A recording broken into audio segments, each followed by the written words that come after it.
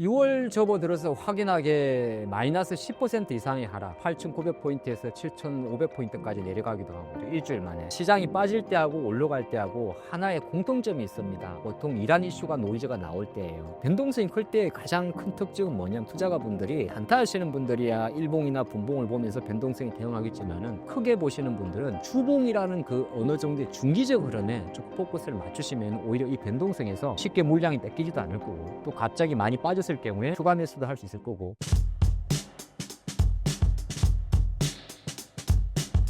안녕하세요. 주식클래스 하창봉을 운영하고 있는 하창봉입니다. 제가 매월 월 1회 정도 여기 신사임당 채널과 함께 하고 있습니다. 장이 상당히 빠릅니다. 뭐 하루하루 다르고 또 일주일마다 또 장이 결은 다른데, 저는 항상 보게 되면은 우리가 주식 투자를 하다 보면은 여러 가지 이제 재료들이 있을 거예요. 그 중에서 가장 자기와 맞는 지금 시장의 중심이 뭔지만 확인하고 가시면은 아마 잠파동 같은 경우는 뭐 여러 가지 방법으로 잘 이겨낼 수 있을 것 같습니다. 오늘도 다시 한번 주류가 뭔지 함께 하도록 하겠습니다. 6월 15일 코스피, 코스닥 시황을 정리해 주신다면요?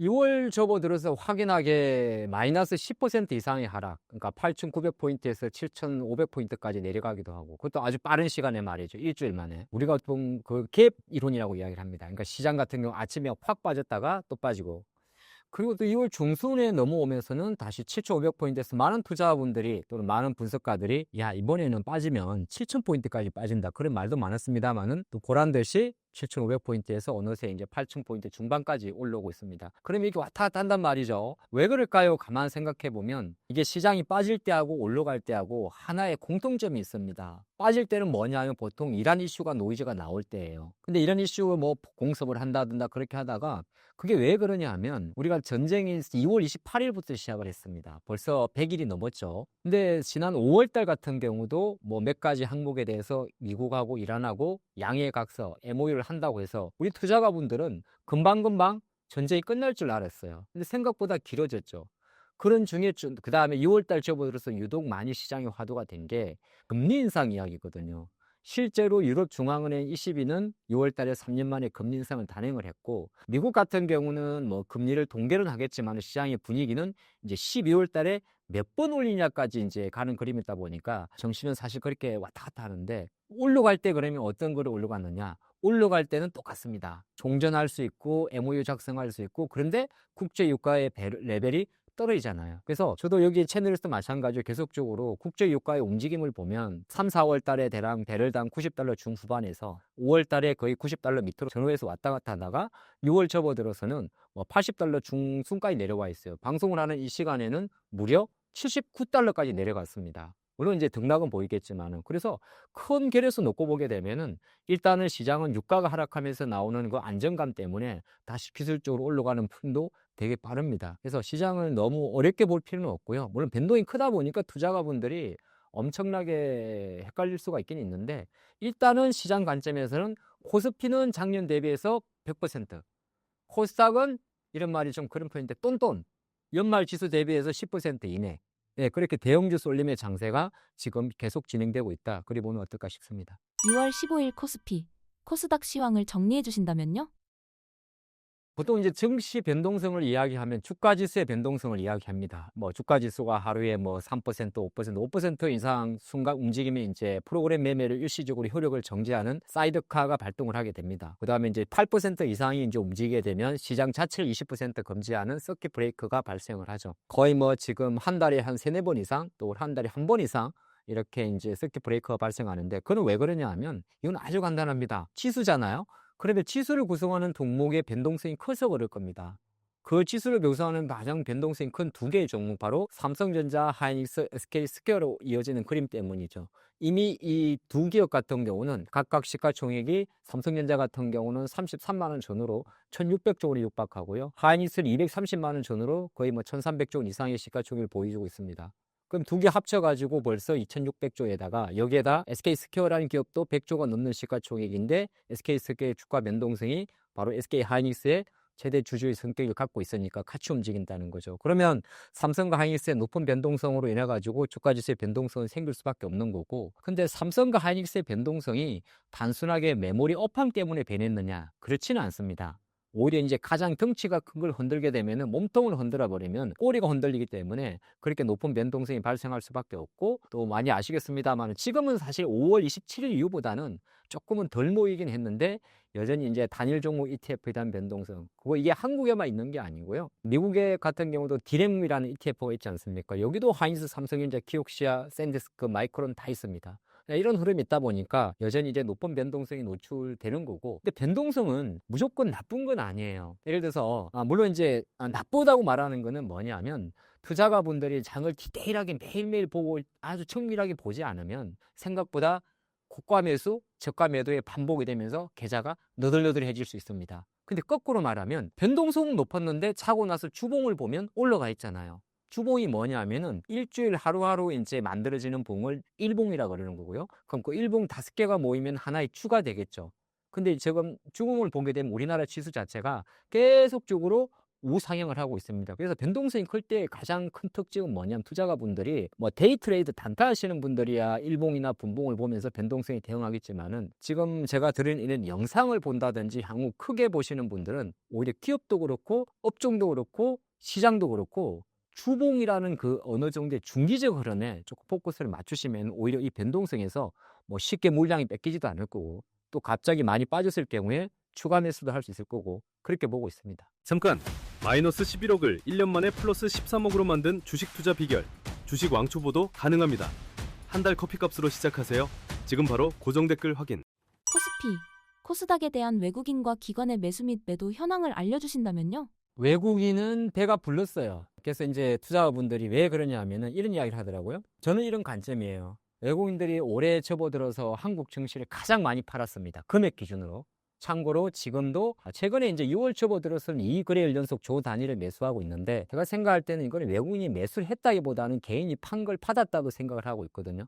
항상 상대적인 거니까. 근데 외국인들이 올해 한 150조, 140조 정도를 팔았어요. 엄청나게 큰 돈이 140조면 제가 쉽게 비교해드리면 지금은 이제 많이 떨어져 있는데 LG에너지솔루션, 현대차 이런 거 하나가 날아간 겁니다. 시가총액 기준으로 놓고 보면 그 정도가 이제 팔리고 있는데, 외국인은 근데 실제적으로 한국 주식 전체에 놓고 봤을 때는 시가총액 비중은 제일 높습니다. 거의 30%, 40% 가 있거든요. 그리고 외국인들이 주식을 파는 거를 전부 다 누가 받아주냐 하면은 오히려 기관이라든지 개인 투자가들이 받아가는 거잖아요. 표면적으로는 개인 투자가로 잡힙니다.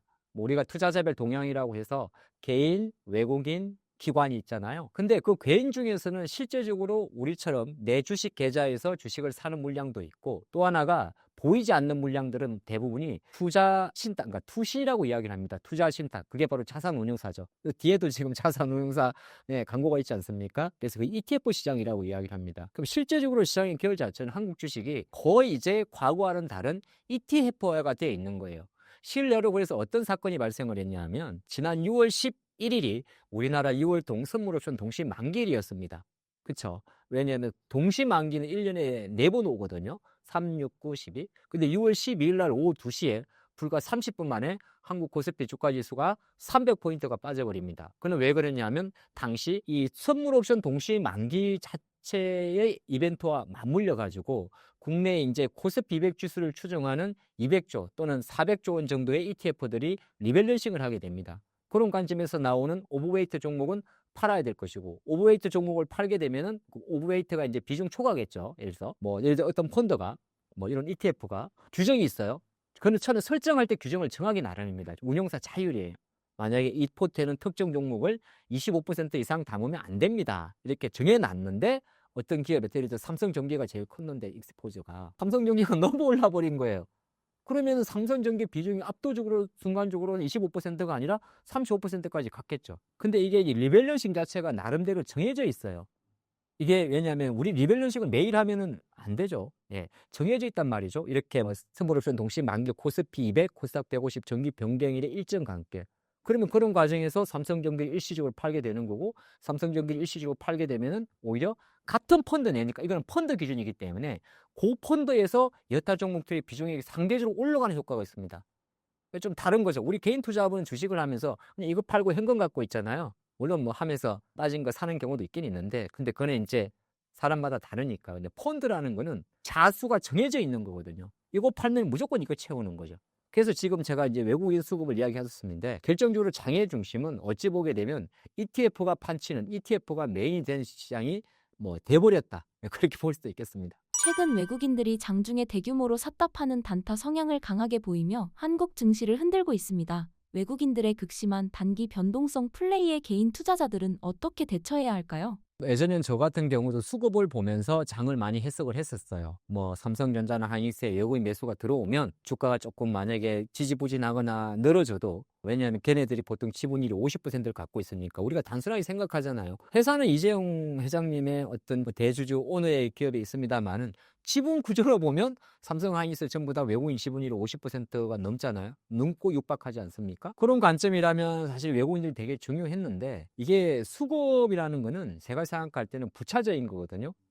우리가 이렇게 딱 무조건 외국인이 사면 주가 상승, 뭐 개인이 사면 주가 하락, 꼭 그렇게 정해지진 않아요. 이제 왜냐면 보이지 않는 어떤 세력의 힘이 더 중요하니까. 근데 외국인들은 최근에 놓고 보기에는 기존은 계속 매도인 것 같아요. 근데 잠깐 매도를 강화할 때가 있고, 그러니까 많이 파는 거죠. 뭐 하루에 보통 2조 정도 팔다가 갑자기 뭐 5조, 6조를 판다든지, 또는 반대로 최근 6월 중순처럼 거의 한 달여 만에 뭐 1조, 2조 매수를 할 때가 있어요. 어떤 타이밍이냐면 대부분이 환율 내려갈 때입니다. 신기한 거는. 환율이 가파르게 올라간다 싶을 때는 외국 주식을 많이 팝니다. 왜냐하면 달러 기준으로는 손해잖아요. 재미난 이야기 하나 해드릴까요?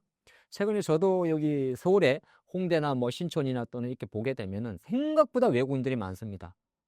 중국이 관광객도 있기는 있는데, 그러면 가만히 생각해 보세요. 달러를 갖고 있는 미국 사람 입장에서 한번 보시죠.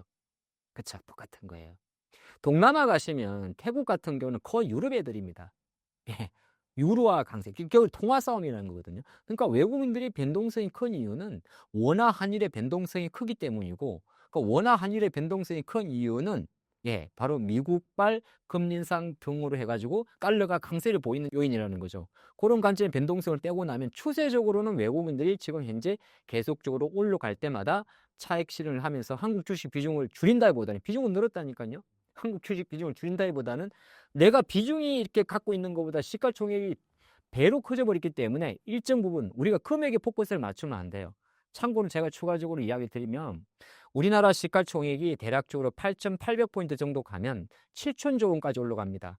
그러면 7천조 원 중에서 제가 아까 40%라고 이야기를 했잖아요. 그럼 2,800조 원이 외국인 지분인데, 참고로 우리나라 주가 지수가 1년 만에 더블이 올랐습니다. 그러면 4,000포인트 전후였다는 거잖아요, 연말에. 그렇죠? 그러면 가만 계산해 보면 뭐 어느 정도 2,800조 원 중에서 절반 정도로 치면 1,400조 원을 번 거예요. 단순 계산으로 하면. 그렇죠? 3,000포인트. 근데 1,400조 벌었는데 140조 파는 게 대수냐? 꼭 팔아가지고 뭐 자기들 하는 게 있겠죠. 아니면 뭐 한국 주식이 너무 오버웨이트, 그런 것도 있어요.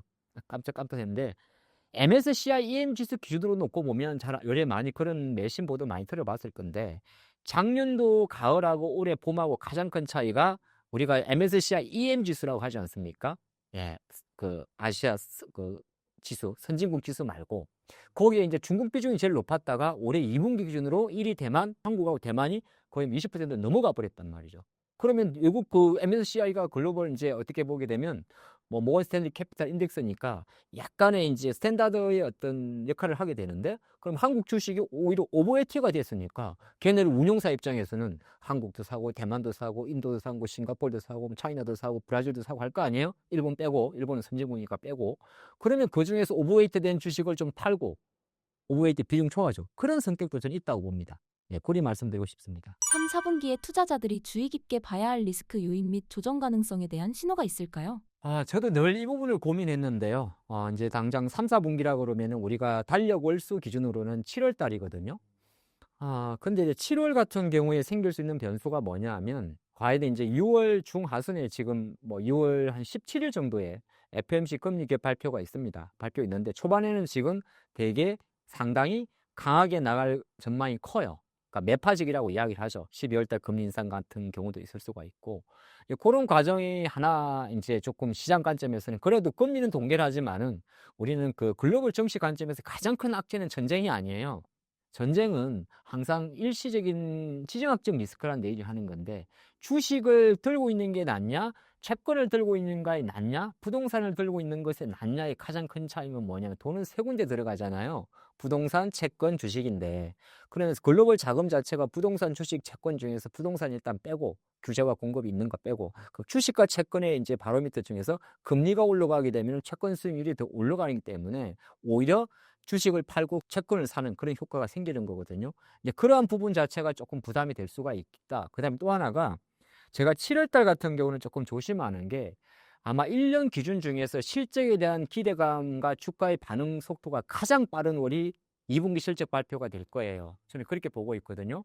그래서 5, 6월 말 정도에 세계 3대 반도체에서 마이크론 테크놀로지가 2분기 실적 발표를 합니다. 당연히 저는 잘 나올 거고 상당히 긍정적 컨센서스를 밝힐 것 같은데 뭐 디램 제조회사니까 굳이 뭐 부정적인 건 없는 거죠. 뭐 브로드컴이나 오라클이나 이런 것처럼 하이퍼스케일러도 아니고 우리처럼 삼성 하이닉스 같은 거니까. 그리고 7월 첫째, 둘째 주에 삼성전자 2분기 컨센서스가 오기 때문에 그런 거는 이제 호재인데 가장 염려되는 건 뭐냐 하면은 전쟁이 끝나버리고 났을 때 이제 새로운 악재가 없어지는 게 악재 출현이에요. 완전 적발상이죠. 이게 저는 그런 생각했거든요. 우리 거꾸로 한번 생각해 봐요. 아니 4월달, 5월달, 6월달에 전쟁 중에 유가가 90달러가 넘고 환율이 1,500원이 넘고 미국의 30년물 국채가 5%를 넘고 이런 상황에서 어떻게 신고가를 갔냐 이거죠. 물론 이제 이렇게 말씀드리는 투자자분들이 삼성전자 하이닉스 실적이 있잖아. 뭐 일본의 키옥시아가 랜드 가지고 올라갔잖아. 이렇게 하면 저도 뭐 할 말은 없는데 그래도 우리가 통상적인 관점을 넘어선 거잖아요. 그러면 이런 것도 있어요. 제가 그 생각을 많이 해봤는데 불확실성이 생긴 거잖아요. 시장에. 그렇죠. 뭐 이렇게 비트코인으로 가려니까 비트코인도 ETF에서 자금 빠지고 그 불확실 생기면은 똑같습니다. 글로벌 자금들이 가장 불확실성 속에서 돈을 한 군데로 밀어 넣어요. 어떤 거? 실적의 증가 속도가 가장 빠르고 글로벌이 동조화되는 섹터, AI라는 섹터가 되는 거죠. 글로벌 자금이 집중적으로 투자하고 우리가 주식 투자의 그 주도주가 뭡니까 할 때 공통점이 바로면 한국만의 1등이 아니라 서로 밸류체인이 엮여 있고 정확하잖아요. 설계를 엔비디아하고 제조를 삼성 하이닉스가 하고 조립을 TSMC 하잖아요. 이런 메커니즘 있는 것 자체가 가장 큰 호재인데 그래서 혹시나 이제 일시적으로 조정을 보인다면 약간의 그 호재 소멸 국면. 그러니까 전쟁이 종료되고 국제 유가가 배럴당 70달러까지 떨어지면 종전 랠리는 나올 수가 있어요. 근데 만약에 종전 랠리가 생각보다 높고 빨리 뭐 코스피 주가 지수로 환산하면 뭐 9,000포인트 훨씬 이상으로 오게 되면은 이제 그때부터는 약간의 차익 욕구가 생길 수 있지 않을까 그렇게도 보고 있습니다. 지금과 같은 상황에서 현금 보유 전략에 대해 추천해 주신다면요? 현금 보유라는 거는 실제적으로 이제 본인이 투자하는 운용 스타일과 운용 방법에 따라 조금 다릅니다. 정해진 현금 비중이랑은 별도 없어요. 예를 들어서 우리가 펀드를 열어봐도 액티브든 펀드에든 현금 비중은 10%를 넘지는 않습니다. 만약에 넘는다면 그 펀드는 해약을 하십시오. 네, 운용의 절대적인 레버리지 효과를 못 보는 거니까. 근데 이거는 이제 펀드 자금이고 개인 투자가 입장에서 놓고 봤을 때는 현금 같은 경우는 저는 보통 한 10에서 20%는 항상 유지하라고 그럽니다. 항상. 근데 그게 재미난 게 그 항상이란 게 만약에 여러분 1억을 잔고를 넣어놨어요. 처음에 주식 하시는 분들이. 그러면 1,000만, 2,000만 원 손도 대지 말고 내가 8,000만 원, 9,000만 원만 가지고 주식을 사놓고 운용을 하란 말이냐. 그 말이 아닙니다. 어떤 거냐면은 실제적으로 평장 기준으로 10에서 20%를 생각하면 돼요. 뭐 예를 들어서 정시가 아주 강하게 올라갑니다. 그럴 때는 현금 비중이 많이 갖고 있으면 손해예요. 그렇죠? 그러면 압도적으로 현금 비중은 5%도 안 둬도 돼요. 그 다음 대신 거꾸로 시장이 갑자기 많이 빠집니다. 물론 이제 갑자기 많이 빠지니까 현금을 만들기도 전에 먼저 빠지는 경우가 있어요. 근데 너무 빨리 빠지면은 잠깐 기다렸다가 보통 주식이 정말 재수가 없으면은 3일 연속 팍팍 빠지기도 합니다. 근데 그거는 정말 재수가 없을 때예요. 어떤지 실례로 근데 코로나 사태 그리고 뭐 2008년 금융 사태 여러분들 자꾸 시간 지나게 보시면요 3월 달에 이란 전쟁 이후 증시 빠질 때도 3일 연속 빠진 거 아니었어요.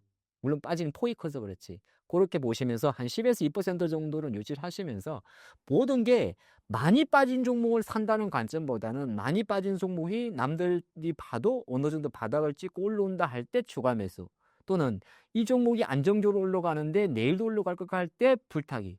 그러니까 실제적으로 모든 매수는 항상 매수의 관점에서만 매수를 하셔야 됩니다. 감각으로 내 평균 매수 단가를 낮추기 위해서 그런 거는 어찌 보면 자금의 효율적인 면에서 불확실성하거든요.